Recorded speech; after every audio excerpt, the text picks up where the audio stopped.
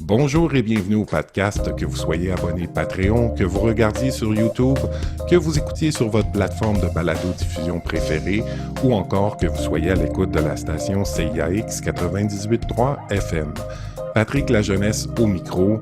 Cette semaine au podcast, Alice de Bernard est bohémienne du désert qui danse pieds nus au beau milieu de la cour des miracles. Blogueuse, conférencière et formatrice, elle accompagne les femmes pour qu'elles se sentent vibrer à l'idée de vivre l'amour au sein du couple créateur avec une nouvelle conscience sur la voie de l'authenticité et de la féminité organique. Jean-Philippe Ruette, le magnifique, est aussi blogueur et conférencier. Il est l'auteur de 2 livres et s'intéresse lui aussi à la transformation du couple par l'accompagnement afin de remettre l'amour en circulation, rouvrir le dialogue et se délester du passé accumulé qui traîne dans nos valises. Alors, bonjour à vous deux, Alice et Jean-Philippe. Hello. Bonjour Patrick, bonjour Jean-Philippe. Bienvenue au podcast. Vraiment content de vous voir. Moi, j'ai fait l'invitation à Jean-Philippe il y a quelques semaines, puis j'ai demandé avec qui tu aimerais vraiment passer ce temps-là, à peu près 1h15, 1h20. Puis tout de go, il m'a dit Alice de Bernard. Donc, je suis allé... je connaissais pas Alice, je suis content de te rencontrer. Et puis, je suis allé lire un peu sur ce que tu faisais, puis c'est vraiment, vraiment intéressant. Il y avait des belles présentations. D'ailleurs, dans ma propre présentation, j'ai réutilisé quelques termes. En fait, je crois que c'est sur ton site, Alice, où c'est quelqu'un qui témoigne, en fait, d'un séjour que vous avez fait ensemble, un voyage en 2012. Ouais. Ça dit quelque Oui, chose? c'est ça. Ouais, c'est ça. T'as repris les mots d'une participante à un stage dans le désert. Donc Ouais, ça remonte un peu parce que c'était en 2011-2012. ouais. Et du coup, ouais, ça m'a fait sourire quand je t'ai entendu me présenter en ces termes-là. Mais c'est chouette, c'est poétique. Ouais, c'est très beau. C'est très Mm. beau. Puis Jean-Philippe Oui, Ruette, du Québec, qui nous parle oui. de chez lui. T'es dans quel coin, toi? Moi, je suis à Québec, à Beauport, en fait. Ouais. Région de Québec. Puis Alice, qui nous parle depuis la France. Voilà, depuis Bordeaux, exactement. Ouais, ouais, ouais, ouais. Donc j'ai toute ma concentration là au maximum parce que j'avais un petit peu peur de me perdre dans vos accents québécois. Que j'affectionne particulièrement, mais je me suis dit quand les deux vont être lancés ensemble, oulala, il va falloir que Ah, je reste très focus. Ouais, ça se peut. ça se peut. C'est possible que ça dérive vers que l'accent ouais, ouais. Parce que j'ai fait un podcast il y a quelques semaines avec 2 Français, dont Boris Cyrulnik, puis Marc Vella, puis j'essayais tout le long, tu sais, de juste comme faire attention. Puis à un moment donné, j'étais comme, mais attends, là, reste toi-même quand même, là. Ah oui. Donc, c'est pas évident toujours, mais non, ça va bien aller. Puis l'accent de la France aussi, je le connais bien parce que j'ai passé une année là-bas. Ma conjointe est française, et puis elle vient de Niort, qui est pas tellement, Ah, c'est d'accord. pas si loin de Bordeaux que ça. Ben, peut-être à 2 heures de Ouais, route. ouais, c'est pas très loin, ouais. Ouais. Puis elle a travaillé à Bordeaux aussi pendant quelques années. Ok. Ouais, pour l'Arche de Jean Vanier, qui accueille des personnes ayant une déficience intellectuelle un peu partout dans le monde. C'est comme ça qu'on s'est connus, en 98. D'accord. Ouais, ouais. Ok. Alors, voilà, la seule question de cette rencontre-là, c'est quand est-ce, quand est-ce que dans nos vies est apparu ce désir, ce goût-là pour les pratiques qu'on a aujourd'hui? Dans la promo que j'ai fait pour notre rencontre, j'ai dit qu'on allait parler de couple, de relations hommes-femmes, de sexualité, d'amour. Qu'est-ce qui vous a amené à vous intéresser à ces sujets-là plus qu'à un autre? Alors, qui commence? Ouais, ouais. Ben, je pense probablement qu'on va répondre la même chose, notre propre histoire, là. En tout cas, moi, c'est ça qui m'a. J'ai pas commencé par vouloir, comment je peux dire ça, transmettre ça. C'était vraiment pour résoudre mes propres problèmes que ça m'a intéressé au tout début, puis que ça m'intéresse encore surtout, là. Je ne me vois pas accompagner personne pour transmettre quelque chose que je ne sais pas moi-même ou que j'aurais pas intégré ou que j'aurais juste appris à l'école. Mhm. J'aurais de la misère à le transmettre, là. Mhm. Mhm. Bah oui, Puis bah toi, comme, Alice? bah oui, comme toi, hein, effectivement, moi j'avais commencé quand même à me consacrer à l'accompagnement de l'humain. Déjà dans le dernier poste que j'occupais en entreprise, puisque j'étais chef de projet en management coopératif. Donc c'est plutôt les dirigeants qui m'avaient identifié comme ayant un potentiel pour motiver les équipes, créer du lien humain. Et en fait, quand j'ai quitté le poste de salarié pour me lancer à mon compte, toujours dans l'accompagnement de l'humain, parce que c'était plus possible en fait de continuer comme ça dans l'entreprise. L'entreprise avait des impératifs économiques qui m'empêchaient de Mm. continuer le poste comme je le souhaitais. Donc je me suis lancée à mon compte. Enfin, avant ça, je suis partie dans le désert. Et puis j'ai fait à peu près un an d'animation de stage, d'accompagnement, où j'accompagnais les gens à se reconnecter à leur être, à leur âme. Et puis très vite, en fait, bah, quand j'ai croisé la route d'Olivier et que je me suis recollée, on va dire, à l'exercice du couple que j'esquivais depuis de nombreuses années, Mm. eh bien, là, j'ai vu qu'il y avait de grandes ouvertures encore à faire, malgré toutes celles que j'avais pu faire en termes de développement personnel ou même dépouillement personnel, parce que j'étais vraiment revenue à l'essentiel. Et là, je me suis rendu compte qu'il y avait de sacrées couches encore à déblayer, des carapaces à ouvrir dans le cœur de la relation et que c'était la seule, comment dire, le seul exercice pratique qui me faisait toucher vraiment des profondeurs que je n'avais jamais touchées par ailleurs dans d'autres accompagnements, d'autres formations, d'autres développements, d'autres travail sur moi en fait. Mm. Et donc voilà, j'ai choisi de de spécialiser mon activité dans l'accompagnement des femmes en particulier. Et à l'époque, je m'adressais aux femmes que j'appelais célibatantes. C'était l'époque où moi aussi j'apprenais à baisser les armes pour entrer de nouveau dans la relation. Mm. Mm. Puis j'ai noté le désert. Pourquoi le désert?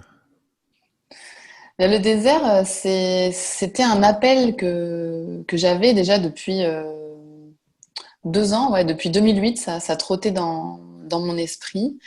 Et je sentais qu'il y aurait vraiment un avant et après désert et que Mm. je ne pouvais pas partir comme ça sans que ça remette tout en question. Mm. Et donc, comment dire, j'ai attendu avant de donner forme à ce projet. Et le fait que les dirigeants de l'entreprise où j'étais avant me disent on ne peut pas poursuivre l'accompagnement de l'humain comme tu le fais en interne, bah là, c'était le déclencheur pour moi. J'ai dit c'est le Mm. moment de partir dans le désert et de faire le point. J'avais vraiment besoin de faire le point sur ça, en fait. Est-ce que j'étais câblée et faite pour accompagner l'humain comme je le sentais vraiment Mm. quand Mm. j'étais dans l'entreprise? Ou est-ce qu'il fallait vraiment que je tourne la page et que je passe à autre chose? Mm. Et donc, le désert, pour moi, c'était un point voilà, un Une tournant, un espèce grand tournant. de passage à vide aussi. Oui, Mm. Mm. voilà. Mm. Passage à vide, validation aussi de ce que j'étais finalement, par nature. Et puis ouais, reconnexion vraiment à cette nature en fait fondamentale de l'être Mm. humain qui relie le ciel et la terre, parce que dans le désert, il y a vraiment que ça en fait. On se sent vraiment là Mm. Mm. le trait d'union entre le ciel et la terre. Mm. Mm. Mm.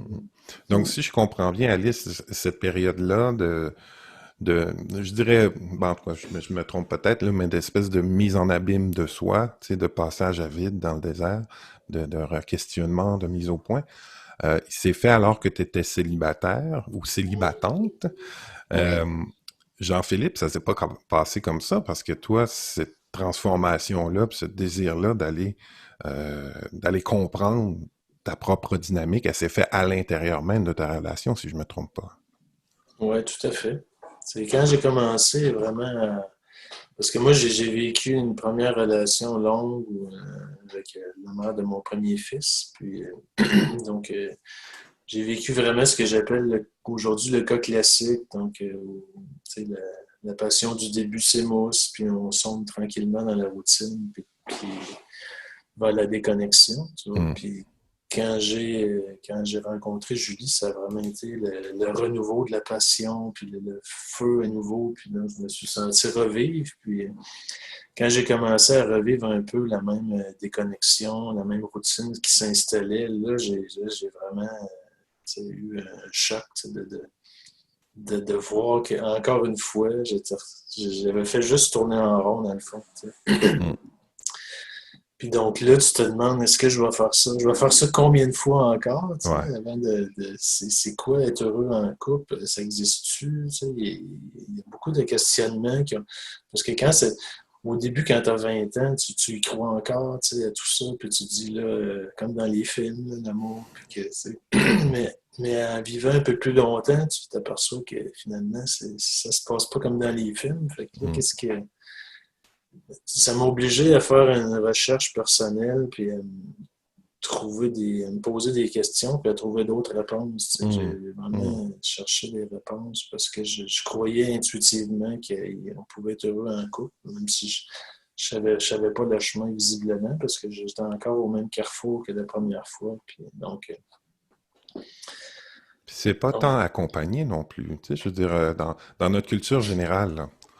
Je trouve ça intéressant que tu parles du référent au cinéma parce que je pense qu'il comme on n'a pas, tu sais, dès l'enfance ou dès l'adolescence cet accompagnement-là dans notre culture, ou là, à l'école, ou même dans nos relations aux parents, euh, ou très peu, tu sais, à l'époque, à tout le moins, là, je sais pas vos âges, mais moi, à mon époque, quand j'étais ado, il y avait personne pour me montrer c'était quoi être en couple de façon saine, puis constructive, puis amoureuse. Donc, moi aussi, c'était le cinéma, puis c'est drôle parce qu'il y a la semaine passée, j'avais un podcast avec 2 moines zen. Puis même dans la pratique spirituelle, nos référents étaient cinématographiques. Tu sais, pour les trois. Tu sais, donc, moi, c'était Karate Kid, eux, c'était une époque avant, tu sais, mais donc, à quel point, tu sais, l'univers, enfin, ce qui nous est envoyé de l'extérieur de façon très superficielle était nos seules références pour essayer de se faire une idée sur comment se positionner, comment aborder ça, comment... Puis tu sais, la question de être heureux en amour, ça devenait comme quelque chose qui allait de soi, tu sais, qui était... T'avais juste à rencontrer quelqu'un, puis t'allais être heureux en amour, tu sais. Ouais. Euh, puis je dois vous avouer quelque chose, par honnêteté, par authenticité, c'est que avant de faire notre rencontre aujourd'hui, j'ai parlé à ma conjointe, puis j'ai dit, ben on va parler de couple. Est-ce que tu m'autorises à parler un peu de nous? Puis non. OK. Bon. Mais c'était pas un nom, c'était juste un nom de pudeur, tu sais, puis je la comprends. Fait que je vais respecter ça, puis je vais faire attention, puis je vais vous demander d'être les gardiens de notre couple pendant cette rencontre-là, pour que ça se passe bien après aussi. Mais tu sais, nous, ça fait 22 ans qu'on est en couple, ça va faire 22 ans le 16 octobre. Donc, voilà, c'est toute une histoire que je raconterai pas aujourd'hui par respect pour ma conjointe, mais euh, nous aussi, je pense, on avait cette notion-là au départ, là, tu sais, puis il y a eu cette phase-là, la passion. Puis après ça, là, Jean-Philippe, tu as utilisé le mot déconnexion en cours de route. Comment ça se passe? Comment on se déconnecte? Parce que plus tard, on va se reconnecter peut-être, là, on l'espère. Mais avant ça, qu'est-ce qui arrive? Qu'est-ce qui se passe? Pourquoi? Ouais, c'est comme un éloignement progressif, puis ben, enfin, on le voit pas, ça. C'est comme à un moment donné, il se produit comme un choc là, où on en prend conscience qu'on s'est éloigné sans trop s'en apercevoir, puis là, on se retrouve, puis on ne sait plus comment se reconnecter ou se retrouver, tu vois, parce que la distance s'est installée, puis euh, c'est comme si on perdait cette espèce de compréhension innée là, qu'on a. On se regarde puis on se comprend. Ou, tu vois, là, quand on dirait que là, on s'est perdu, on peut juste communiquer par les mots, puis les mots Hmm. ben, sont imprécis, puis sont interprétés de toutes sortes de façons. Tu vois, puis, euh, moi, je dirais que c'est comme si nos barricades se réinstallent, tu vois, après la Hmm. période lune de miel où il y a comme Mhm. une ouverture spontanée de nos frontières, puis là, on est comme dans un espace fusionnel, puis à un moment donné, on est comme éjecté du paradis, tu sais, comme pour reprendre la métaphore, puis là, nos frontières, nos armures se remettent en place subitement, puis là, ben, Hmm. on est comme, tout ça connecte plus, tu sais, il y a comme quelque chose qui... Donc, pour moi, ça a été ça un peu, Hmm. Quelque une chose qui se connexion. perd. Il y a quelque chose qui se perd en route. Alice, avant d'aller dans le désert, tu as vécu une autre relation. Bon, ça s'est Ah oui, terminé. Euh, ah oui, oui, j'en ai eu des relations. Disons que toi- mon cheminement personnel et spirituel, il a été déclenché grâce à une rupture amoureuse difficile. hum, hum, Et, euh, et donc, après cette rupture-là, et donc j'étais là dans un schéma très classique d'amour fusionnel, en fait. Et comme je l'avais appris au cinéma, comme tu en parlais, et donc là, ça a été le début vraiment d'une reconnexion à moi, à l'amour pour moi et à tout plein de techniques de soins, hum, de médecine douce parallèles. Et donc, du coup, ça m'a permis moi aussi de grandir personnellement et spirituellement. Et donc, les années qui ont suivi cette rupture-là, c'était hors de question pour moi de m'engager de nouveau dans une relation. Et même, tu vois, au moment où je pars dans le désert, donc c'est 7 ans plus tard, ouais, à peu près, je je vois plus l'intérêt en fait d'être en couple. Je suis tellement bien avec moi et en amour avec moi et je reçois tellement de grâce en fait d'être dans cette nouvelle connexion à la vie que je vois pas l'intérêt en fait de me hum. prendre la tête avec un mec. Tu vois? Et donc il y a eu quand même moi il y a eu plutôt tout un travail de connexion au départ, de reconnexion, de réouverture du cœur pour Hum, entrer de nouveau dans la relation, en fait. hum, De hum, sortir de ouais, de cette armure de femme battante qui se débrouille toute seule, voilà, qui est hyper aventurière et qui, oui, j'étais en autonomie, ce qui est quand même très important. Je pense que c'est une phase importante pour pouvoir hum, reconstruire ensuite une hum, relation sur des bases plus saines. hum, hum. Mais, mais ouais, il a fallu quand même aussi réadoucir tout ça parce Ouais, que ouais, ouais. pour réouvrir aussi à l'autre et Hum, tu vois, laisser de la place aussi à l'autre. hum, hum, hum, hum. Donc, parfois, les blessures aussi peuvent nous amener à une certaine fermeture ou à créer une espèce d'armure de défense aussi, c'est pour Ouais. se protéger. Puis, tu sais, l'autonomie, je pense que c'est quelque chose, peut-être, je me trompe peut-être, mais l'autonomie, c'est peut-être quelque chose qu'on laisse trop souvent de côté à l'intérieur du couple, tu sais, où on devient codépendant. Puis, donc, entre une autonomie fermée où on se suffit à soi-même, puis la codépendance malsaine, je dirais, où, tu sais, où on ne vit qu'à travers les yeux de l'autre, là. Ouais. Euh, Comment, dans votre parcours, vous avez trouvé ce juste milieu-là? Ça m'intéresse. Bah, écoute, moi, je pense que je suis toujours en train de le créer, parce que Mhm. bon, ça fait 7 ans qu'on est ensemble. Là, je crois qu'on arrive à un palier, justement, où arrive l'interdépendance, tu vois. Mhm. Euh, c'est là, enfin, moi, ça y est, c'est la fin de cet extrême attachement à mon indépendance, coûte que coûte. Et donc, on appelle ça comme on veut, la co-création ou l'interdépendance. Mais j'aime bien l'interdépendance parce que Ouais. à une échelle plus globale, on voit bien ce qui est en train de se jouer aussi au niveau de l'échelle planétaire. Et on est tous en fait interdépendants. Mhm. Donc, quand moi-même, j'arrive pas à le vivre et à l'accepter ça dans mon propre couple, euh, enfin, comment je peux après le vivre dans le monde, dans mes activités, Mhm. dans les Mhm. associations humaines à plus large échelle, tu vois. Mhm. En tout cas, moi, j'utilise vraiment l'exercice du couple hein, pour tisser ce lien d'interdépendance dans un écosystème où on fonctionne ensemble et on arrive même à travailler ensemble. Mhm. Alors que ça, c'était hors de question Mhm. avant. Jamais. Jamais. Alors déjà, se mettre en couple et en plus après travailler avec, mais c'était hors de question Mhm. parce qu'il fallait garder tout séparé, tu vois, tout était Mhm. bien cloisonné, comme on a cloisonné d'ailleurs notre façon de créer notre société. Mhm. Et, et pour moi, le couple me permet vraiment de décloisonner tout ça, de relier tout, parce que dans le cœur, en fait, tout est relié. Mhm. Et, et d'arriver petit à petit à, voilà, à créer un nouvel écosystème. Donc pour l'instant, c'est à l'intérieur de nous, de notre foyer, notre façon de vivre, de travailler. Et c'est en train de se mettre en place et ça nous amène voilà, à d'autres rythmes de vie, d'autres projets. Mais je pourrais pas te dire, enfin je sais pas, j'ai l'impression que c'est progressif. J'ai pas de recette pour arriver à ça, à cette interdépendance consciente et vertueuse. Mais j'ai l'impression que plus on évolue dans notre couple, dans l'ouverture de nos cœurs, dans traverser nos peurs, et plus notre écosystème se transforme petit à petit, notre temps, notre façon de vivre, de travailler. Tout ça est en train de se faire en fait progressivement et tout est lié, on dirait. Hum, hum.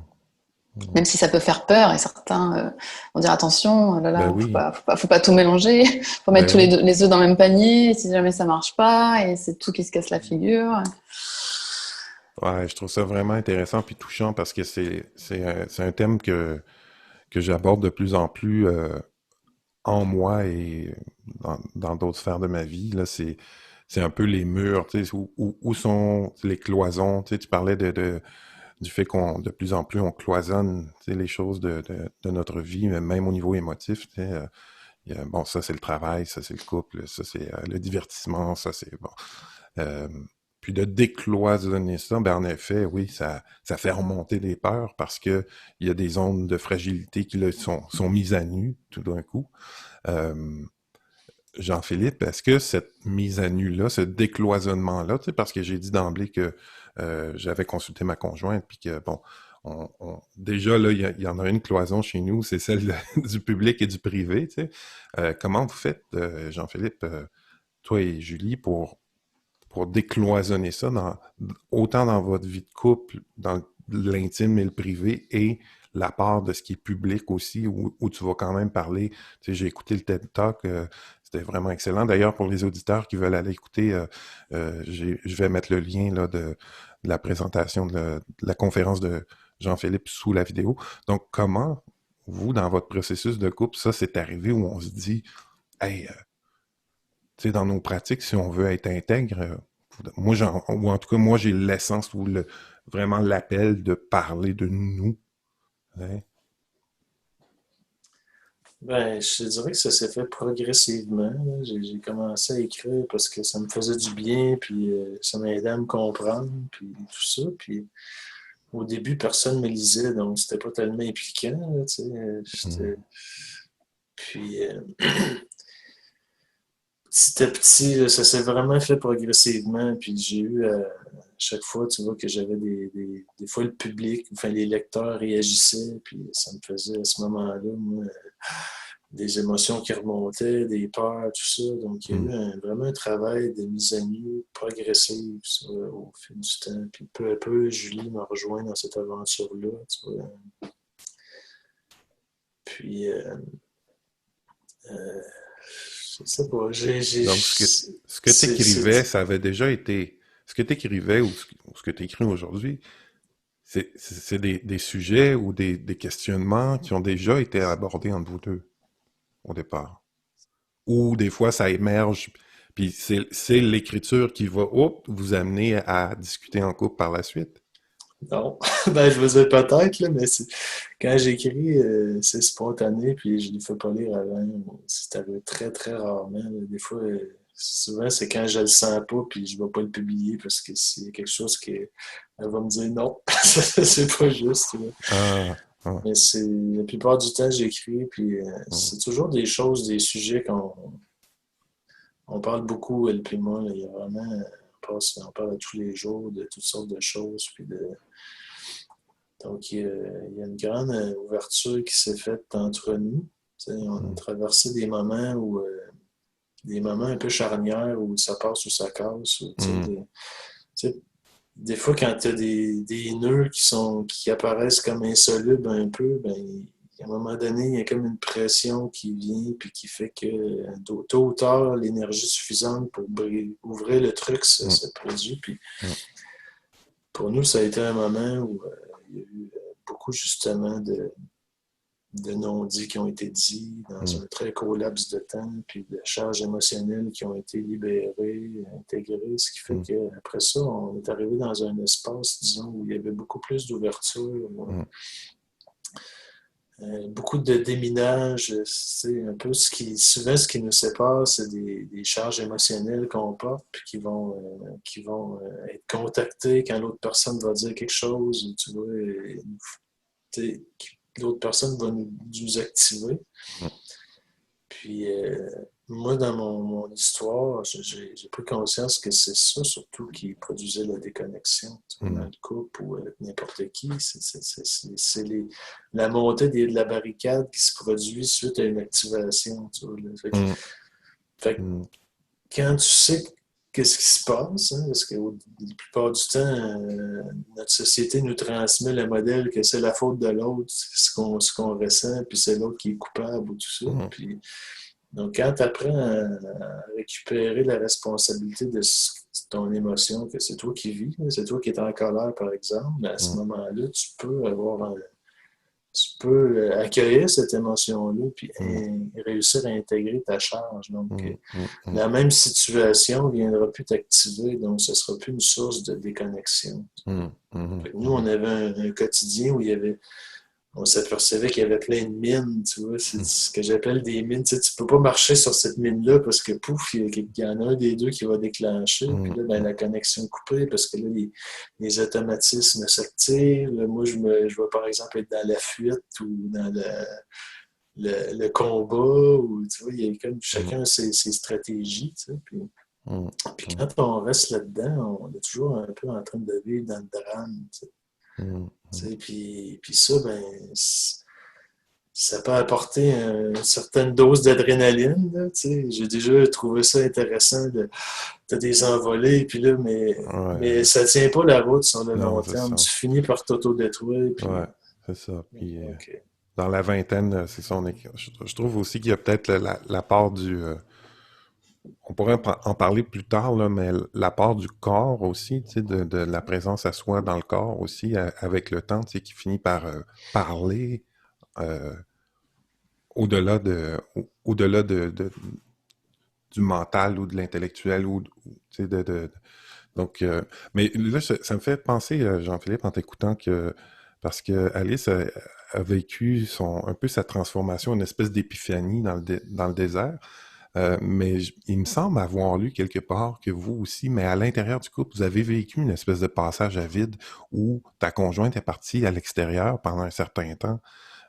Puis c'est à son retour là que là, en ayant vécu cette distance-là physique, il s'est passé quelque chose dans vos cœurs, dans vos esprits, dans vos corps au moment du retour et que là, pouf, la grande discussion a eu lieu. Parce que je remarque, en tout cas, puis là, je vous fais gardien encore de ce que je vous ai demandé plus tôt, mais je remarque dans notre propre histoire qu'il y a, oui, il y a le quotidien, puis du petit déminage, là, mais il y a aussi des grands moments. Il y a des moments où on dirait qu'il y a une plus grande concentration là, de ce qui doit être dit, puis qui n'a pas été dit depuis longtemps, puis que, pouf, ça se passe là.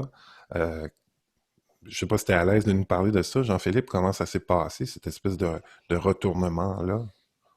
Ben, c'est-à-dire qu'elle est partie en Australie pendant 3 semaines pour réaliser un rêve d'enfance. Puis donc, ça lui a permis essentiellement, elle, de se retrouver seule dans son espace, puis d'avoir le temps de vraiment être à l'écoute d'elle-même, un peu ce qu'elle se parlait, tu vois, de se reconnecter à ce qu'elle avait envie, à ses propres élans, tout ça.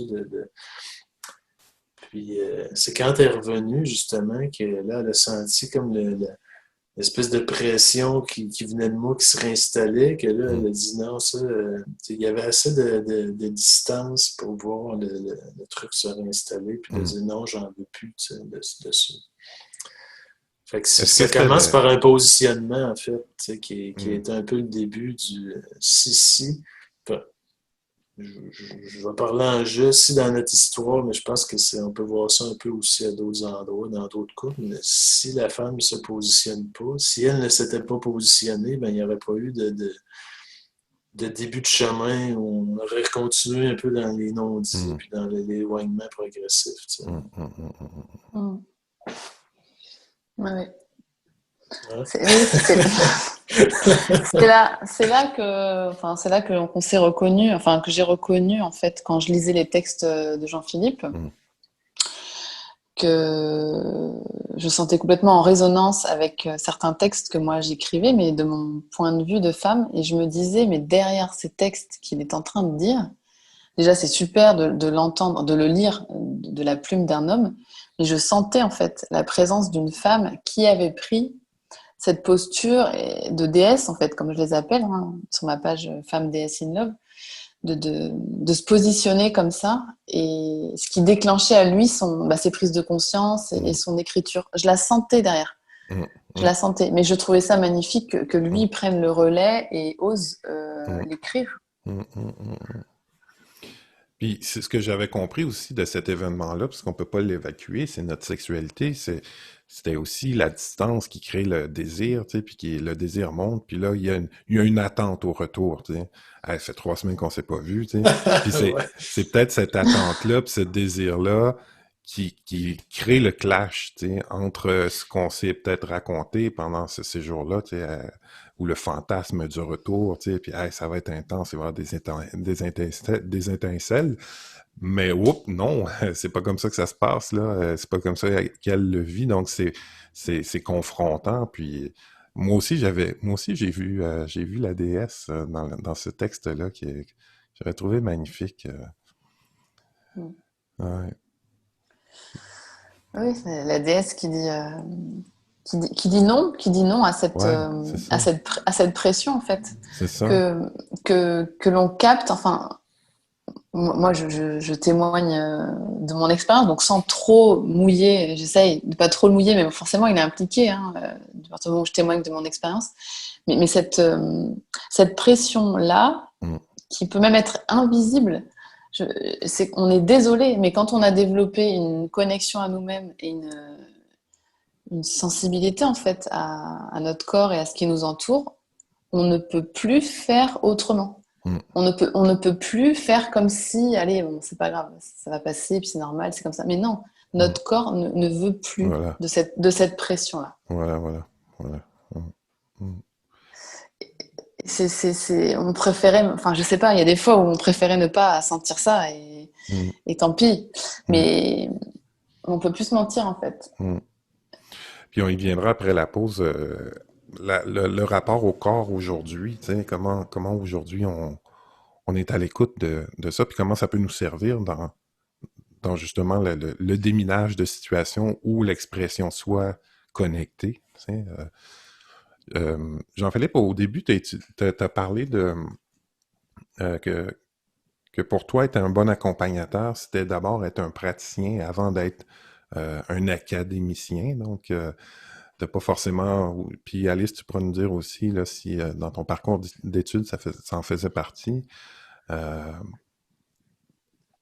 comment à ce moment-là vous vivez avec ça si, tu sais, je parle pas de crédibilité, mais je parle de reconnaissance du milieu dans votre cheminement. Comment vous avez fait la paix avec ça si vous n'êtes pas psychologue ordonné, tu sais, vous faites pas partie d'un ordre professionnel. Puis, tu sais, c'est un débat qui est depuis toujours, mais que je trouve intéressant, tu sais, puis je l'amène pas pour que vous vous justifiez, mais simplement pour comprendre comment l'importance d'une pratique vécue peut avoir un impact sur la qualité de l'accompagnement. Tu sais, parce que j'en ai consulté aussi des gens issus du milieu du travail social ou de la psychologie dans le réseau de la santé québécois, puis des jeunes personnes qui sortaient de l'université puis qui n'avaient pas vécu encore grand-chose, puis on se retrouve un en face de l'autre, puis finalement, la connexion est difficile à obtenir parce que, justement, on le sent tout de suite là, que ce vécu-là, il a pas été, ça n'a pas été intégré, ce qui a été appris. Donc, comment vous l'avez vécu dans votre parcours, ça? Puis j'allais même dire jusqu'à est-ce que vous avez senti à quelque part un sentiment d'imposture ou est-ce que ça a été un enjeu, tu sais, dans votre vécu de praticien, de dire est-ce que j'ai la légitimité, tu sais, de faire ce que je fais? Parce que je me pose la question moi-même Mm, par rapport à mes propres mm, pratiques, là. mm. Ah bah oui, moi je peux répondre à ça volontiers, hein. Euh, Moi j'ai quitté donc l'entreprise, c'était en 2010, donc tu vois, ça fait 10 ans. Et je sais pas, il y a peut-être 3-4 ans, ça a duré ce questionnement de légitimité, d'imposture. Euh, ouais, j'avais peur de me faire arrêter presque Mhm. si j'étais pas. Ben oui, particulièrement en France où c'est très normé, tout Mm, est très hiérarchisé, là. ouais. Et en fait, avec la pratique et avec l'expérience, j'ai appris à faire la paix avec ça. Et en fait, j'ai réalisé que ce qui faisait ma force, ma pertinence et ma justesse, c'était justement de me baser sur mon propre vécu, de témoigner de mon vécu, des enseignements que j'en retire et d'être source d'inspiration et d'ouverture pour d'autres à partir de ça. Et dès lors que j'ai intégré ça plutôt comme une force, tu vois, Mm, ça a tout changé en fait. mm, Et ces dernières années d'ailleurs, plusieurs clientes m'ont choisi mm, en connaissance de cause, parce que moi j'ai jamais dit je suis coach, je suis thérapeute. mhm, J'ai au contraire, et plus je l'ai intégré et plus je l'ai assumé et plus je l'ai dit, je ne suis ni coach, ni thérapeute, ni guérisseuse, ni je sais pas quoi. J'utilise la matière de mon vécu et c'est par résonance que vous allez faire appel à moi et qu'on va mhm, cheminer ensemble. mhm, Et à partir de là, si tu veux, ça m'a vraiment aussi allégée mhm, parce que mhm. j'ai rien vendu de je suis coach, je Ouais, suis ouais, ouais, thérapeute. ouais, J'ai ouais, rien ouais. vendu de ça. Par contre, c'est sûr, il y a des effets thérapeutiques et Mhm, ça ressemble à du coaching. Alors, en parallèle de ça, bien sûr, j'ai suivi des formations qui m'intéressent sur la mhm. gestion émotionnelle, l'énergétique, enfin plein de choses. Mais par contre, je me suis jamais affichée en tant Oh, que excuse-moi, Alice, thérapeute ou coach. Je t'en prie. Il y en a de la visite? Non, mais la visite, c'est le vent vraiment, vraiment très, très fort. Si jamais ça coupe, là, on se rappelle parce qu'on a eu une petite coupure de courant ce matin parce qu'on a des vents fous, là. Puis tu me parlais, puis la maison tremblait. C'est le vent de la liberté. Ouais, freedom! Ouais. Freedom. Donc, excuse-moi, je t'ai interrompu. Ben voilà, enfin dire que choisir en fait. Si vraiment j'avais voulu être thérapeute ou coach certifié, bon bah Mm, voilà, il fallait que j'aille à fond là-dedans, je me serais formée. mhm, Mais cette quête de légitimité, en fait, elle était presque sans fin, je pense. mm, Et mhm, dès lors où moi, je me suis assumée comme telle et j'ai ouvert de plus en plus de témoignages authentiques sur mon vécu, les transformations que ça a eu, l'impact que ça a eu dans ma vie, que ce soit de me mm, reconnecter à mon chemin d'âme, à ce qui me faisait vraiment vibrer en quittant l'entreprise, en lançant mon activité. Puis ensuite, ça a été dans la relation de couple, baisser mm, les armes, réouvrir les carapaces, mm, se lancer dans des co-créations féminins, masculins, enfin tout ça, ça se base que de mon vécu. Et c'est juste à partir de là que je transmets, que j'enseigne. Et que ce mm, sont les clients et clientes qui se reconnaissent, qui ont une résonance vibratoire en fait avec ce que je suis, mm, euh, ce que je ce que je transmets en fait, mm. qui font appel à moi. Wow. Voilà. C'est vraiment cool, c'est vraiment beau parce que c'est c'est- c'est vraiment un cheminement vers soi, tu sais, puis ça rayonne de soi vers l'extérieur plutôt que la, tu sais, l'assentiment, je cherche le mot, là, mais tu sais, l'acceptation sociale qui viendrait d'un diplôme ou de l'extérieur pour, tu sais, où là, tu aurais déjà une posture dès le départ de on m'a donné le droit, tandis que là, tu t'es donné le droit à travers ta propre expérience, que je trouve ça magnifique. De Mm. ton côté, Jean-Philippe, comment ça, ce côté-là, comment est-ce que... C'est beaucoup pareil, je te dirais. Ouais, ouais, ouais. Moi, je fuis les étiquettes, là, parce que Ah, je trouve que les étiquettes, ça m'enferme dans quelque chose. Tu hum, vois, j'ai toujours essayé de me positionner hum, à partir de l'espace du témoignage. Tu sais, puis je le répète, j'enseigne pas, je raconte mon ouais, histoire, puis si ouais, ça vous parle, ben, c'est ça, si ça fait résonner des choses en vous, c'est un hasard. c'est ça, c'est ça. Donc, Ah ouais, ouais. puis en même temps, ben, tu sais, ça me laisse beaucoup de liberté. Tu sais, Hum, je me sens pas ben oui. affilié à aucune école ou être Hum, obligé de respecter des standards ou tout ça. Donc, hum, puis donc là, je me sens aussi en sécurité de ne pas. Tu sais, moi aussi, je l'annonce, là, je suis pas thérapeute, je suis pas un coach, rien de ça. Je transmets ce que je vis, tu vois. Donc, Mhm. c'est des choses simples, mais que je pratique. Mhm. Donc, je me sens à l'aise de vous les partager pour, tu Mhm. sais. Mhm. Fait que, puis ça Mhm. fait que ce qu'on me reflète, c'est que c'est quelque chose de plus vivant, de plus Mhm. naturel. C'est pas, Ouais, t'as pas tout à fait. l'impression, le monde n'a pas l'impression de parler à un thérapeute, là, Ouais. parce Mm. que ça, Ce qui enlève rien aux thérapeutes, parce que je connais non, des non, non, c'est thérapeutes ça. d'expérience qui sont hyper connectés à leur propre expérience, mais tu sais, ça commence quand même au départ par un certain biais académique, tu sais, qui a été transformé dans le temps, dans la pratique, par ces praticiens-là qui sont passés par l'université, mais au départ, tu sais, quand on a 20 ans puis qu'on on s'en va à l'université, c'est certain qu'il y a un biais, tu sais, où on se dit, ah ben, le professeur l'a dit ou tu sais, la science le dit, donc ça devrait être ça que C'est je devrais vrai. enseigner.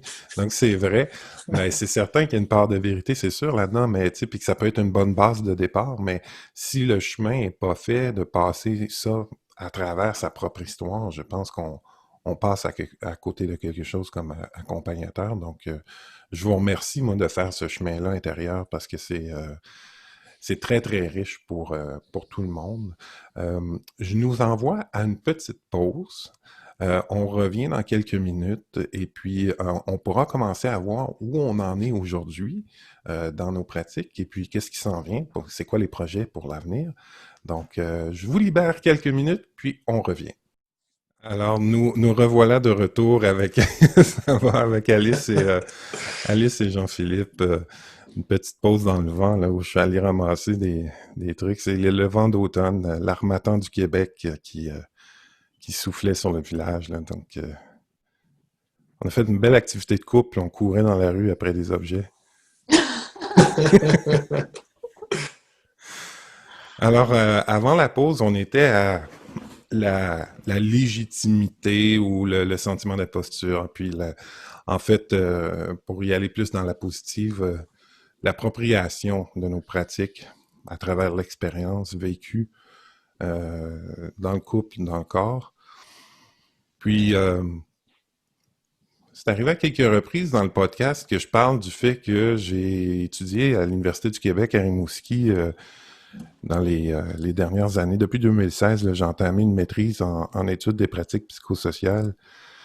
Puis, je me souviens que quand j'ai dit ça à Jean-Philippe, il y a eu un petit sourire en coin, tu sais, comme... Et c'est ça. Que c'est ça. Puis là, je comprends un peu mieux. Je comprends un peu mieux. Puis, en fait, j'ai la chance, cette maîtrise-là, Alice, si tu connais pas, j'ai la chance de... C'est à l'Université du Québec de Rimouski. Puis, en fait, ça s'adresse aux praticiens, aux gens qui ont déjà une pratique. Et puis, c'est une maîtrise avec mémoire qui s'écrit radicalement à la première personne. Donc, c'est Ah, vraiment... C'est étude des pratiques, mais on pourrait dire étude de mes pratiques psychosociales. Euh, donc, c'est vraiment un magnifique parcours où, moi, personnellement, ça m'a permis d'entrer dans des questionnements, dans des résonances qui demandaient à s'exprimer depuis des années. J'étais encore en cheminement là-dedans. Hein. C'est pas, je pense pas qu'on est arrivé dans ce type de... On n'arrive jamais vraiment dans ce type de réflexion-là. Donc, c'est une réflexion qui est toujours en cours, mais à tout le moins, j'ai rencontré une communauté. Et là, je trouvais ça important de pouvoir se rattacher à une communauté, de pouvoir avoir une espèce de sentiment d'appartenance, puis de solidarité, puis de confrérie. Est-ce que ça, vous l'avez trouvé dans votre parcours à un moment donné, votre gang, comme on dit au Québec, votre communauté, votre cercle? euh, disons que je pense qu'il y en a eu différentes sur mon parcours. Hum, Que j'ai fonctionné, on va dire, en équipe, justement, suite à cette expérience dans le désert. J'ai animé des propositions de stage en duo. Ensuite, j'ai fait partie plus tard, hein, quelques années plus tard, d'un collectif d'auteurs. On a écrit un livre qui s'appelait Rencontre avec ma femme sauvage. J'ai été publiée aussi dans un autre collectif d'auteurs qui était le Petit Lexique des nouveaux paradigmes, à chaque fois, en fait, c'était surtout pour mettre au monde, on va dire, des créations. Et là, j'ai l'impression que l'équipe que je forme, mon gang actuel, c'est avec Olivier et les projets qu'on a, d'activités en commun. Cela dit, je ressens quand même fort l'appel d'une équipe, en fait, d'une équipe ou d'un gang, comme tu dis. Moi, j'ai la sensation que j'ai vraiment transité là, du jeu au nous, à titre personnel dans notre foyer, et que c'était une préparation à une dimension plus collective maintenant, à laquelle on est tous conviés, je crois. Mais c'était important, je crois, pour moi de pouvoir le vivre dans l'échelle très intime de mes profondeurs, de passer de ce jeu au nous, et de pouvoir faire aussi les allers-retours, hein, bien sûr, en étant toujours en contact avec moi, mais pour aller vers quelque chose de plus collectif. Alors, je ne sais pas encore quelle forme ça pourrait prendre, mais je ressens l'appel de faire partie d'un groupe. Ouais. Donc, Parce que quand on est entrepreneur individuel, quand on est entrepreneur individuel, c'est sûr que c'est sûr qu'on est beaucoup solitaire, hein, quand même. C'est ça, c'est ça. Puis à un moment donné, ces échanges-là, comme on a aujourd'hui, tu sais, je trouve ça enrichissant, important, tu sais, entre praticiens aussi, de pouvoir se retrouver puis échanger sur nos pratiques puis sur nos vécus. Jean-Philippe, je sais pas si je peux dire ça, dans quel contexte on s'est rencontrés. Est-ce que ça... Oui. OK, parfait.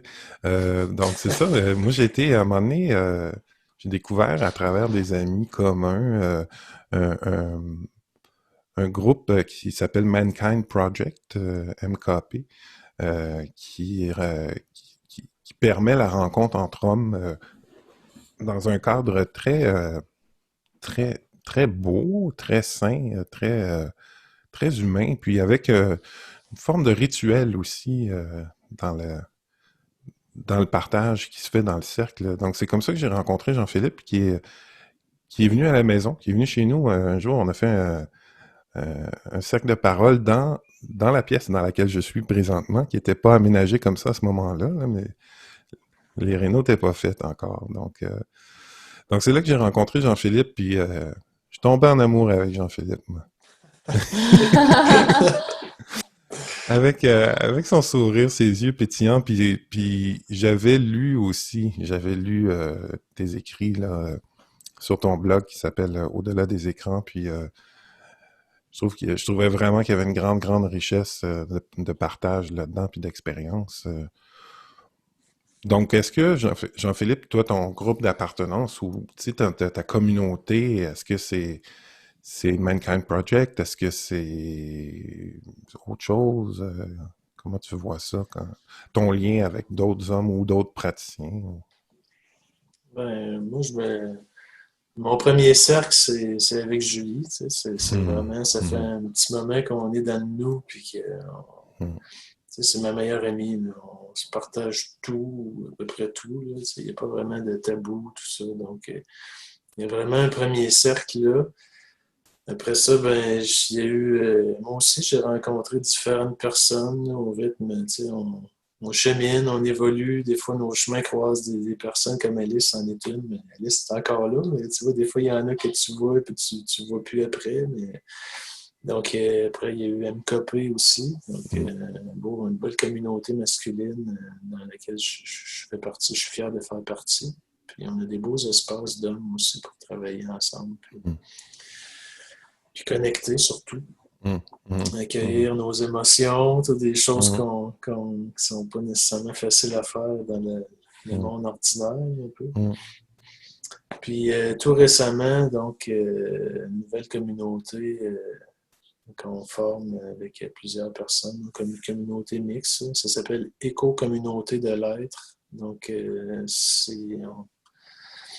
on vise à nous enraciner sur une terre tous ensemble. Donc, avoir différentes habitations puis des espaces communs. Donc, ça, c'est vraiment ma nouvelle gang. Ouais. C'est ça. Wow! On se rencontre à toutes les semaines, puis il se crée vraiment une proximité, puis des connexions cœur à cœur. Tu m'en as parlé, mais là, Ça, est-ce que ça implique que c'est quoi? C'est un groupe de gens qui ont acheté une terre en commun? C'est ça? Mais la terre appartenait à des membres du groupe, puis ils OK. nous ont invités à les rejoindre pour construire quelque chose sur place. OK. Donc, nous, on va s'y installer l'année prochaine à temps partiel, puis peu à peu migrer là-bas à temps plein. Donc, OK. ça- Wow, ça, c'est du nous, pas à peu près, là. oui, c'est ça. Ah. Donc, c'est vraiment d'investir du temps avec les mêmes personnes, puis de Mm. se rencontrer souvent, Mm. qui crée une proximité, puis Mhm. donc une sécurité aussi. Donc, tout ce que j'ai Mhm. appris dans Mankind Project, dans mon couple, cette espèce de connexion qu'on crée avec les gens, Mm. parce qu'on est authentique puis on s'ouvre, ben là, c'est un peu de créer ça à l'échelle d'un petit groupe d'hommes et de femmes. Donc, Mhm. MKP, c'est juste des gars. Là c'est comme un autre niveau où c'est Mhm. une Mhm. dimension. Les femmes aussi. Donc, c'est un beau défi d'arriver. Parce que je vois ce que j'ai développé avec Julie, tu vois, je vois la richesse de vraiment avoir cette connexion-là. Puis, Mhm. tu vois, d'avoir aussi un espace de vie où il y a eu beaucoup de déminage, où on a vraiment la possibilité d'être nous-mêmes le plus Mhm. souvent possible. Donc, de recréer ça un peu à l'échelle d'un petit groupe, tu vois, c'est encore un autre niveau. Là, Ça demande, oui, c'est un autre niveau. Ça demande quand même une forme je pense pas que le courage, c'est le bon mot, là, mais c'est peut-être le même, un la- engagement. Un engagement, ouais. l'engagement. Ouais, Ouais, voilà. c'est ça. C'est peut-être le même engagement dans la discussion qu'on a, où on le voit en premier s'engager envers soi-même, ensuite de ça dans son couple, envers l'autre, puis là, on est rendu à s'engager dans la communauté comme couple, là. C'est super de trajet, ça, c'est magnifique.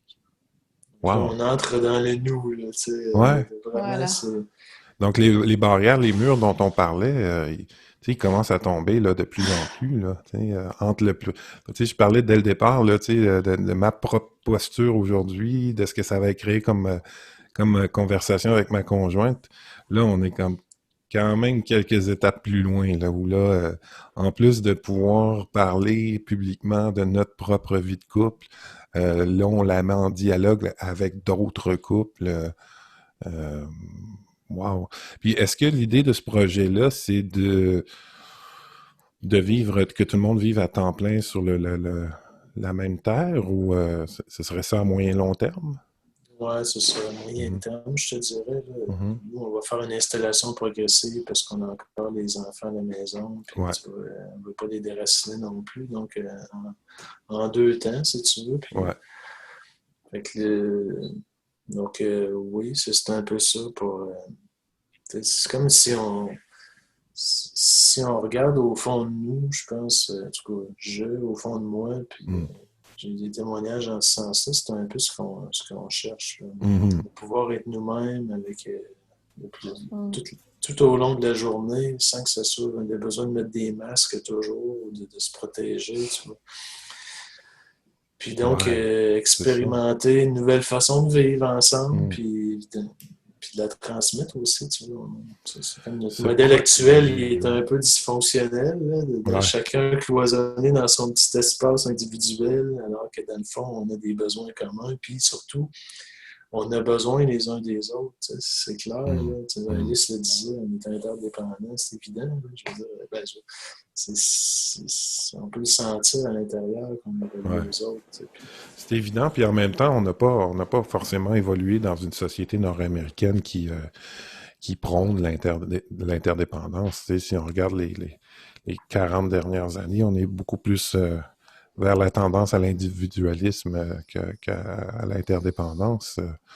ben, ça Aujourd'hui, nous, ça nous rend pas heureux. C'est quelque part, il n'y a ben pas Ça beaucoup nous de voilà, rend pas rivières heureux, non? on qui finit par faire s'allument. ce constat-là parce que, tu sais, dernièrement, j'écrivais pour moi-même, là, tu sais, puis je me faisais l'espèce de métaphore du masque, tu sais, parce que tu as utilisé le mot, Jean-Philippe, tu sais, puis le masque, les murs, les protections, les barrières, tu sais, puis comment jongler, danser entre son besoin de retour à soi, puis d'espèce de bulle où, tu sais, j'ai besoin de me retrouver, puis Puis moi c'est fort en moi, là, tu sais, j'adore être avec les gens, mais il faut vraiment, tu sais, comme que j'ai mon espace à moi, tu sais, puis si je peux pas le trouver physiquement, il faut que je le trouve à l'intérieur de moi, tu sais, puis des fois c'est pas toujours facile selon les circonstances, tu sais. Donc, comment trouver ce juste milieu-là? Comment danser avec ça? Tu sais, je pense même, je m'en vais rencontrer, je l'espère, si les conditions le permettent. Là. Ah, d'ailleurs, Jean-Philippe, tu as le bonjour de Anne Beaumier, que tu connais du Festival de la paix de Victoriaville. Donc, je vais aller passer quelques jours là-bas où là, c'est un foisonnement de rencontres riches, puis tu sais, de gens qui sont là vraiment là, tu sais, pour échanger, tout ça. Puis j'ai dit, ben, moi, quand même, si je vais là, pour 3 jours, j'ai besoin. Oh, bon, nous revoilà. C'est ça, on a parlé juste après la pause des vents fous dehors ici dans mon village, puis on a des coupures de courant. Donc, désolé pour les auditeurs, là, les gens qui regardent aussi, là, si au montage, la fluidité est un peu entrecoupée de petites pauses de vent. Alors, ce que je disais avant que ça coupe, c'est que j'étais moi-même justement dans cette recherche-là de me positionner par rapport à mes besoins de retrait parfois et mon besoin d'être en lien avec l'autre. Puis j'allais vous demander comment ça, dans vos vies, puis dans vos pratiques, dans ce que vous observez autour de vous, comment ça se manifeste, puis comment on danse avec ça, entre ce besoin-là de se retrouver dans son espace. Puis juste avant qu'on revienne, Alice me disait, t'as un beau studio, tu sais. Puis en fait, c'est ça, c'est que chez moi, on avait une grande, grande maison parce qu'on était famille d'accueil en déficience intellectuelle durant 15 ans. Et toute la partie où on accueillait avait besoin de rénovation. Puis en faisant les rénovations, j'ai nommé le besoin d'avoir mon propre espace. Donc, je me suis créé un appartement dans notre maison. Ce qui fait que là, on se visite d'un appartement à l'autre, puis ça redéfinit toute l'énergie, tous nos espaces intérieurs, nos espaces de relations, de couple et de famille aussi. Puis là, étant donné les circonstances, le confinement, tout ça, puis malheureusement, j'ai l'impression que là, mes enfants, ils sont de retour à l'école, mais que ça ne durera pas longtemps, qu'ils vont être envoyés à la maison. Donc, dans mon espace, entre guillemets, j'ai converti une pièce en salle d'études pour qu'ils puissent eux-mêmes faire la distinction entre leur chambre où tout se passait, divertissement, dodo et études, où à un moment donné, tout se confond. Puis là, c'était l'idée de ça, c'était de pouvoir leur donner un lieu qui soit chez moi où, quand on arrive, on enlève ses chaussures avant de monter l'escalier, puis on amène ses livres, puis son ordinateur, puis on vient passer un temps pour faire ça. Puis quand ça, c'est terminé, bon, on change de lieu. Puis c'est métaphorique comme exemple un peu dans ma propre vie, mais est-ce que ça se passe aussi dans le couple, cette danse-là entre bienvenue chez moi, bienvenue chez toi, là j'ai besoin de mon temps, là je te Ah laisse le oui. tien. Ah oui, complètement. On en parlait avec Jean-Philippe en off. Justement, enfin, je trouvais que la nouvelle organisation qu'il avait mis en place là, grâce au Covid ressemblait à celle qu'on a en fait avec Olivier depuis plus d'un an, en fait, depuis que Olivier a quitté son poste de salarié et s'est lancé lui aussi à son compte. On est tous les deux entrepreneurs dans notre maison, qui est le siège de nos Mhm. entreprises. Et Voilà. heureusement, on a chacun notre espace. Chacun, on a une pièce dans la maison. Moi, au rez-de-chaussée, ouverture sur le soleil levant, et lui à l'étage, plutôt du côté du couchant. Mhm. Et c'est hyper précieux. On a beaucoup de chance, on en a conscience. Je crois que Mhm. c'est fondamental pour réussir aussi à se retrouver et à travailler ensemble, Mhm. d'avoir nos cocons comme ça, créatifs, Mhm. Mhm. dans lesquels on peut se retirer. Alors parfois, je vais travailler avec lui dans son espace, ou il descend travailler avec moi Mhm. dans le mien. Mais on a ces bulles-là, c'est hyper précieux. Mhm. Mhm.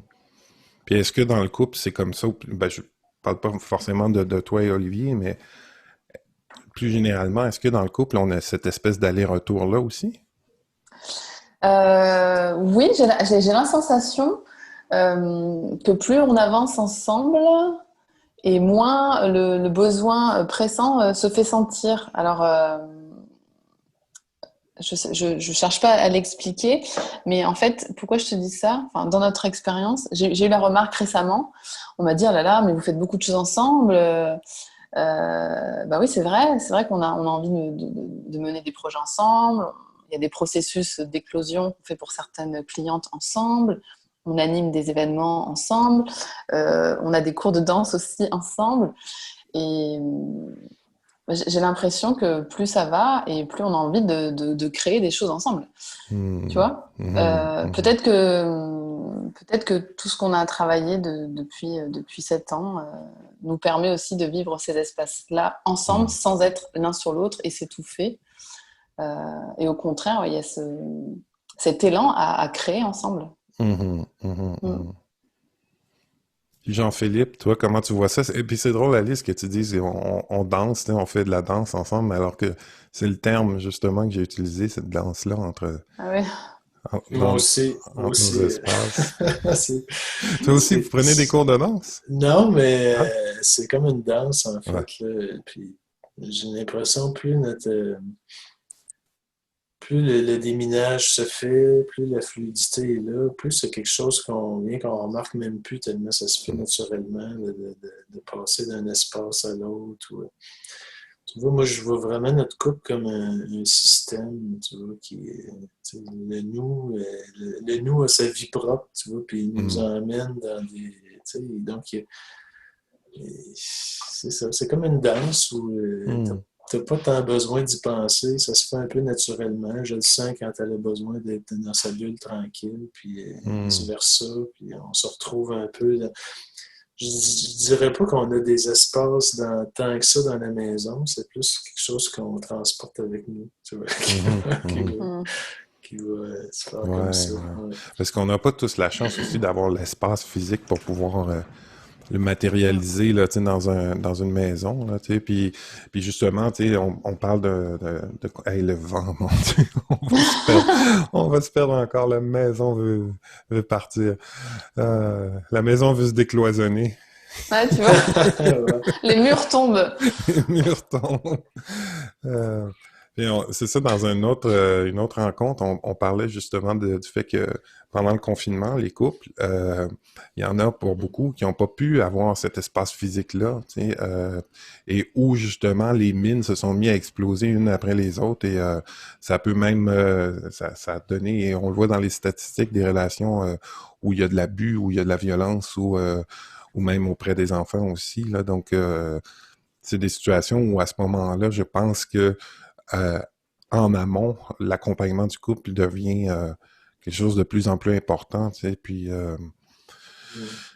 donc voilà, tu sais, puis parce que il y a des moments dans nos vies où les murs vont, tu sais, les murs vont être de retour malgré nous à cause de l'environnement, où tu sais, on va être, on va être, j'allais dire pris, mais on va être mis dans une situation où là, il faut retrouver cet espace-là en nous parce qu'il n'est pas disponible autour de nous. Ce qui m'amène à la relation au corps. Euh, dans votre propre expérience et pratique, comment cette relation-là, tu sais, j'allais dire à la sexualité, mais j'aimerais plus dire au corps en général, là, parce qu'il n'est pas forcément toujours sexué. Euh, comment ce rapport-là à soi, au corps, euh, est en dialogue avec votre propre démarche, puis avec votre accompagnement, puis avec avec ce que vous vivez en couple ou dans vos pratiques, là. Quel rôle joue le corps, dans le fond? Euh, Moi, je dirais qu'il est au centre, il est toujours au centre de tout, là, parce que ce que je remarque, moi, c'est que le défi, c'est toujours d'arrêter de défocuser de la voix qui parle dans ma tête pour revenir dans le corps, tu vois, au niveau de la sensation, au niveau de ce qui est réel, tu vois. Donc, je te dirais que s'il y a une seule chose à intégrer, c'est de développer une pratique qui te permet d'être plus présent, mieux connecté à ton corps, parce que tout part de là. Tu sais. C'est là que tu vas vraiment. Puis, si mon corps n'est pas confortable, j'ai pas envie de l'habiter, tu vois. Donc, forcément, je vais aller dans ma tête où il se déroule toutes sortes de scénarios, de films qui souvent sont pleins de suppositions. c'est la voie de mon système de croyance avec tous Mhm. les mensonges qu'il y a dedans. Donc, si je me mets à l'écouter, tout ça, mais quelque part, je sais que je vais jouer dans un film qui ne sera pas nécessairement à mon goût, tu sais, Mhm. au goût de ce que je ressens être profondément. Mhm. Donc, de tourner mon focus vers l'intérieur pour aller voir justement, bon, si je suis pas dans mon corps, c'est pourquoi, c'est quoi qui est inconfortable, tu vois. Mhm. Donc, c'est une exploration, de toujours aller tourner son focus vers l'intérieur. Et quand ça me dit, ah, c'est l'autre qui est coupable, ben bon, Mhm. je peux pas faire grand-chose quand l'autre est coupable. Donc, ça m'enlève un peu mon pouvoir de transformer ma vie, tu vois, puis de transformer le regard que je porte sur moi. Mhm. Donc, quand j'arrive à ressentir mon inconfort, à l'accueillir, ben à ce moment-là, Mhm. je suis capable de rester au présent. Tu sais. Mhm. Mhm. Puis Mhm. de rester en lien avec l'autre. C'est ça qui est Mhm. difficile. Tu sais, Ouais, quand j'aime bien j'ai ce pas envie mot-là. de ressentir l'inconfort que je vis au présent, ben, puis d'intégrer le truc, de l'accueillir, cette émotion-là, ben, forcément, les mécanismes s'enclenchent, puis Mhm. je suis plus là, puis je suis plus en lien C'est avec ça. l'autre. Là, je me retrouve à rejouer toujours dans le même scénario que je connais très bien, que j'ai développé depuis mon enfance, Ouais, ouais. puis je tourne en rond. Tu sais. Rester. J'aime bien le mot rester, qui est, tu sais, qui est pas naturel, qui est pas naturel dans nos construits ou dans notre éducation, en tout cas pas dans la mienne. Tu sais, si si ça chauffe, si ça brûle, va-t'en. Tu sais, euh, donc c'est notre réflexe de la fuite. Tu sais, là, dans une autre rencontre encore, c'était Boucardiouf qui disait qu'il y avait les trois F là, fight, freeze ou Au flot, flee, flee, c'est ça. fuir, tu sais. Ouais, c'est ça, exact. Et puis, euh, donc, de rester dans l'inconfort quand il se présente, tu sais, en soi-même ou pendant qu'on est en relation ou même en train de faire l'amour dans une relation sexuelle avec son partenaire. Moi, j'ai lu des écrits de Jean-Philippe que je trouvais vraiment, vraiment beau par rapport à ça. Au retour à soi pendant la relation, tu sais, dans le souffle, dans la respiration, dans la conscience de soi. Justement pour sortir de la cassette, pour sortir du film, pour sortir du Du construit. vouloir aussi, de ce Ouais, que je veux, parce que le ouais, mental, il veut toujours quelque chose. Fait qu'il est ouais. toujours en train d'altérer le flot naturel de Mm, ce qui est en train de se produire, tu vois. ouais, ouais, Ça, c'est un défi pour moi ouais, encore aujourd'hui, tu sais, de ouais. sortir du vouloir. Qu'est-ce que je veux? Quel fantasme j'ai envie de réaliser? Puis en plus, ça marche pas. Mais non, ça marche pas en plus, mais c'est Ça marche tellement, pas. c'est le conditionnement, ce conditionnement-là est tellement fort puis Ouais, imprimé en nous que ça demande vraiment un effort quotidien pour s'en ouais, extraire, ouais. tu sais, puis choisir autre chose. Fait Mm, que, mm. Alice, comment ça se manifeste, toi, cette présence-là? Ben, le corps est mon guide hein, Mm, depuis cette fameuse séparation amoureuse qui mhm, a enclenché mon chemin personnel en fait. mm, Et il est vraiment central aussi dans notre relation parce que tout le travail que j'avais fait en amont pour me reconnecter à mon âme, mais aussi à mon corps mm, de femme, mhm, parce que ça a fait partie du chemin, hein, c'est de revenir dans l'incarnation concrète de ce que j'ai choisi dans cette vie-là, c'est un corps de femme. mm, Et mm, un corps de femme, bah, ça fonctionne pas comme un corps d'homme. Et toute une partie de ma vie, je n'avais pas fait cette distinction-là, en fait. Parce que moi, j'avais tout misé sur le cerveau rationnel, les études, faire carrière, avoir le même salaire qu'un homme, enfin, tu vois. mm, mm, Et toute cette reconnexion donc, en amont, avant de me réinvestir et réengager dans une relation amoureuse constructive, bah, ça a été et c'est encore très, très précieux. mm, Parce que je me souviens très bien, dès le départ de la relation avec Olivier, je, comment dire, je l'enseigne, on va dire, un petit peu sur comment fonctionne un corps de femme, mm, mm, son cycle, mm, les différentes saisons qui me mm, traversent mm, et comment moi j'évolue dans ces différentes saisons mm, et comment cette saisonnalité, ces cycles qui m'animent sont en lien avec la nature. Mm. Et, et voilà, et très vite, on a fait le parallèle. Enfin, moi, le parallèle que je faisais, je lui ai transmis en tant qu'homme. Cette surexploitation qu'on a pu faire de la terre, cultivée à outrance, surproductive, jusqu'à la fatiguer, à la sécher, ben, je pense que moi, Mm. j'avais fait la même chose sur mon corps de femme. Je pense comme Mm. les hommes l'ont fait aussi sur le leur, Mm. à toujours vouloir être linéaire. J'ai Mm. pris la pilule pendant des années, par exemple, qui lissait tout ça. Il n'y avait plus ces variations Mm. cycliques. Et donc aujourd'hui, c'est très présent. En tout cas, la vie de mon corps est comme ça, est ainsi faite. Et donc c'est central dans notre fonctionnement parce que Olivier a aussi cette grille de lecture. Et voilà, il y a des fenêtres qui sont propices pour Mm. certaines activités, pour Mm. certaines discussions, pour certains projets. Et on apprend à aller dans le sens des vagues, en fait. Mm. Euh, Wow, j'adore vraiment le lien avec la terre puis l'environnement, avec les saisons. Tu sais, on ne se prend pas en compte, je pense, assez dans ce facteur-là. Tu sais, c'est magnifique, c'est magnifique. J'adore cette approche-là parce que, et puis en plus, tu sais, comme tu le dis, c'est à l'image de ce qu'on fait aussi au niveau écologique, au niveau environnemental, de la façon dont on s'est fait violence à soi-même pendant beaucoup trop longtemps, puis que maintenant on essaie de réapprendre à investir son corps comme la terre avec respect, puis en fonction de son rythme. Tu sais. On le sait que les monocultures, ça finit par assécher, tu sais, par vider la terre de son contenu essentiel. Tu sais. Donc, les agriculteurs de plus en plus le savent, il faut changer de culture. Donc, pour nourrir la terre d'une nouvelle essence, j'adore vraiment cette comparaison-là. Merci, Alice. avec Euh, plaisir. il nous reste une dizaine de minutes si le vent veut bien nous le permettre parce que ça n'arrête pas.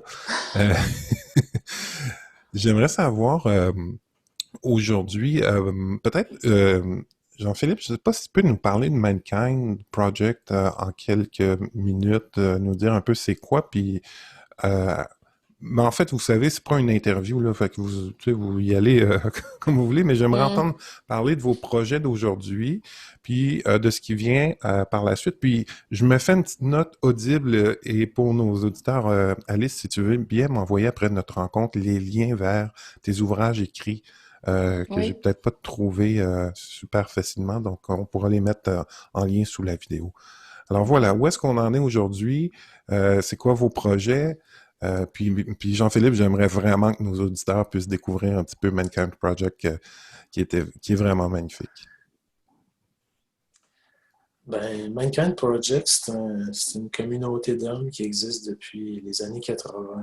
Donc, il y a énormément, il y a des dizaines de milliers d'hommes qui ont fait ce qu'on appelle l'aventure initiatique du nouveau guerrier, donc qui est un week-end initiatique qui permet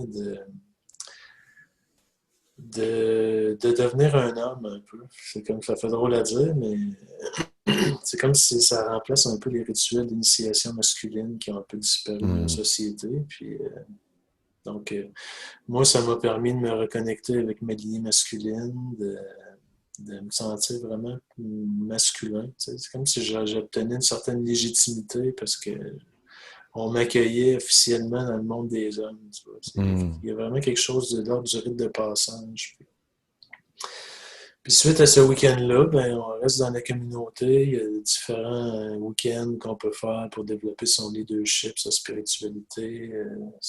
Donc, le travail personnel est vraiment sur accueillir ses émotions, Hmm. d'avoir des espaces où on, on plonge un peu avec courage dans ce qu'on appelle nos ombres, un peu pour aller trouver l'art qui est caché au-delà. Tu vois. Donc, c'est Hmm. un peu on, on fait souvent des sacs d'hommes, par exemple, qui est un outil pour permettre de continuer à cheminer le prochain Hmm. week-end. Donc, nous, on a un cercle. Il y a des cercles partout au Québec, il y en a partout en France aussi, il y en a dans le monde Ouais, entier. Donc, c'est ça, puis c'est accessible à tout le monde, c'est gratuit, puis tu vois, je l'avais euh, pas mis dans la promo, mais je mettrai le lien de MKP Québec là, pour les gens qui voudraient aller faire un cercle comme ça.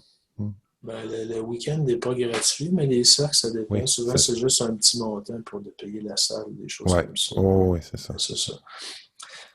Mm. Donc, C'est très beau. Puis moi, la question qui me venait en tête, je l'ai jamais abordée, mais parce que tu dis, tu sais, ma lignée masculine, mais au niveau identitaire, c'est pas tout le monde qui se retrouve dans un modèle unique masculin. Comment c'est accueilli? Tu sais, si par exemple j'étais tu sais, gender fluid, que au niveau de mon identité sexuelle ou de genre, je me promenais entre la féminité et la masculinité, est-ce que je pourrais trouver ma place dans ce type de démarche-là?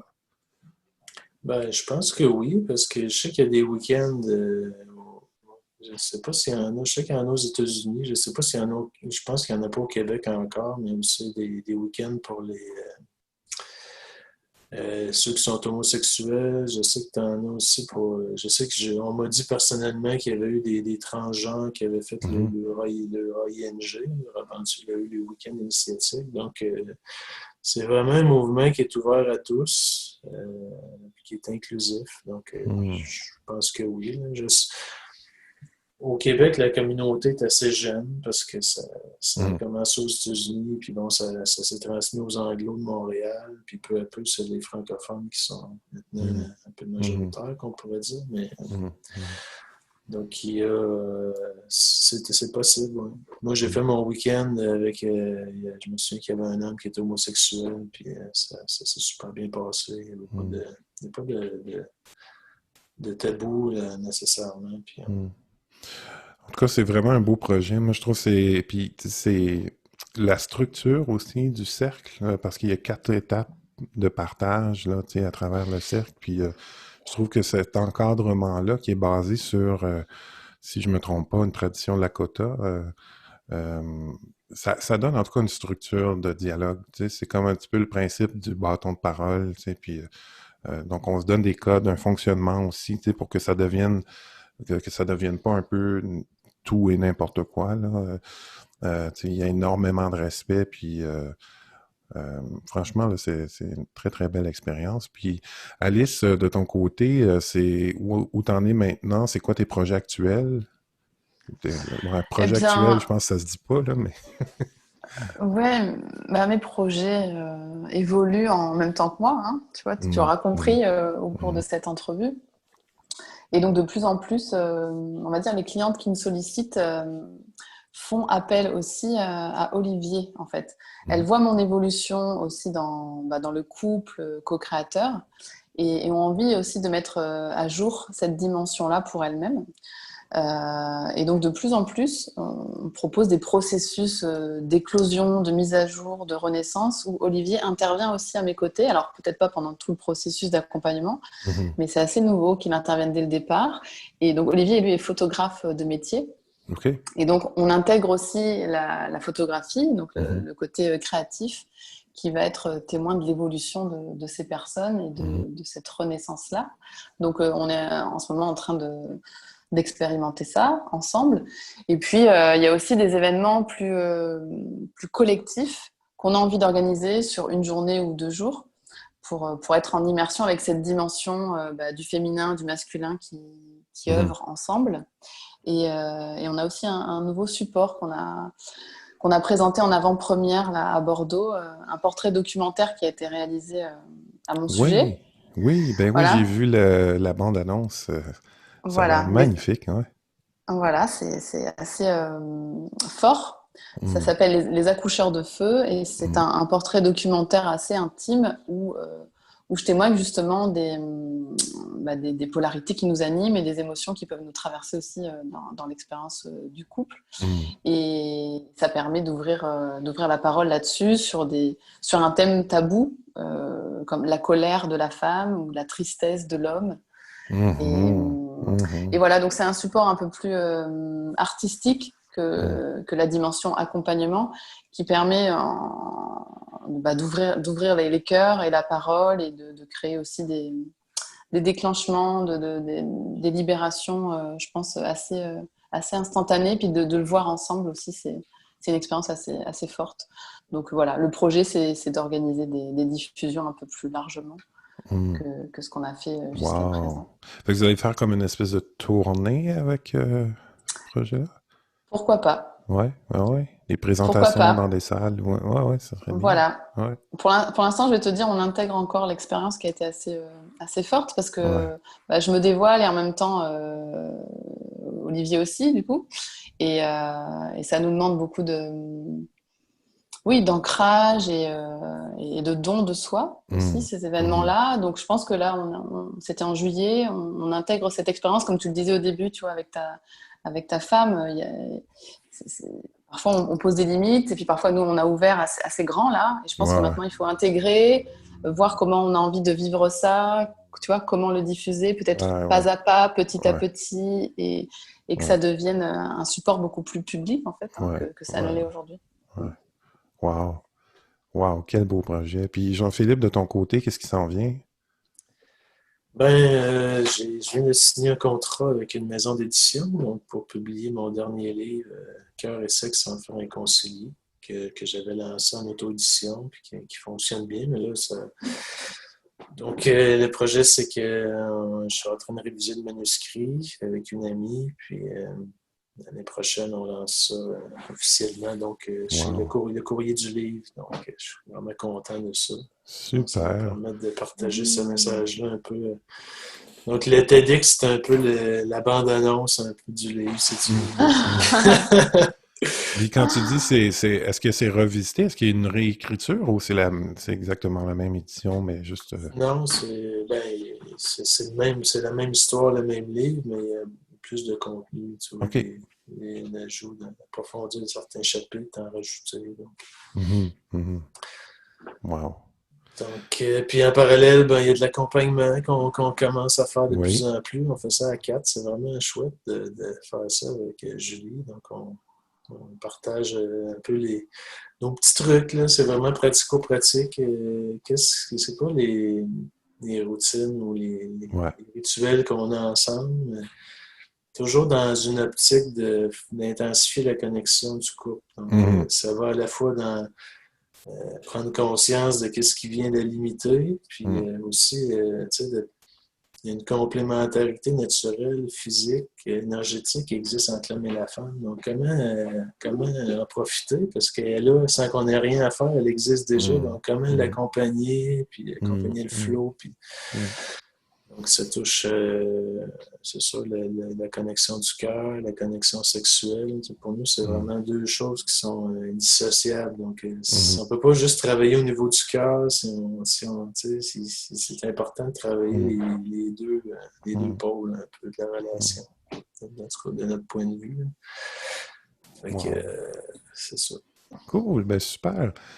Mais écoutez, notre entretien tire à sa fin. J'aimerais vous remercier. Moi, tu sais, si j'avais des mots-clés à retenir de cette rencontre-là, c'est interdépendance, tu sais, nos murs versus les ouvertures. Laisser passer le vent qui souffle dehors. Je vais ouvrir les fenêtres après notre podcast. Je pense que alors voilà, c'était une super belle rencontre. Je suis vraiment content de te rencontrer, Alice aussi. Je te connaissais pas, puis je suis vraiment enchanté de faire ta connaissance. Merci Jean-Philippe de nous avoir présenté. Ah, Euh, merci, ça me Plaisir. touche. Vraiment le fun. Est-ce que tu viens au Québec? Y a-tu des plans de voyage d'un côté ou de l'autre? Oui, on a On envie de venir essaie, au là. Québec. Ça fait longtemps qu'on l'a invité, On Ouais. essaye, ça va se faire, on y croit.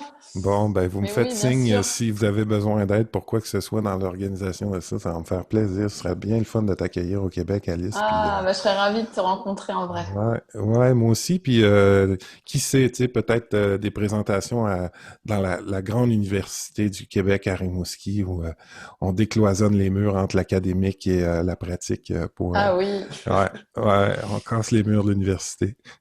super. Allons-y.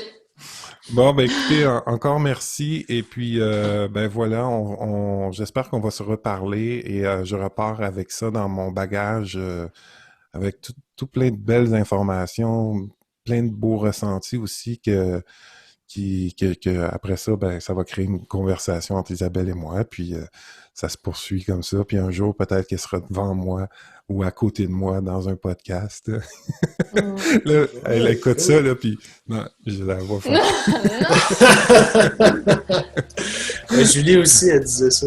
Ah oui? Oui, Bon, oui, je me souviens très bien. Je me souviens très bien. Bon, ben écoutez, je vous embrasse. Merci beaucoup à vous deux. Merci Merci Patrick à pour toi. ton accueil. Et merci Jean-Philippe pour ton invitation. Ça m'a fait plaisir d'être en relation avec vous pour partager ce moment. Merci Merci encore. beaucoup. Au revoir.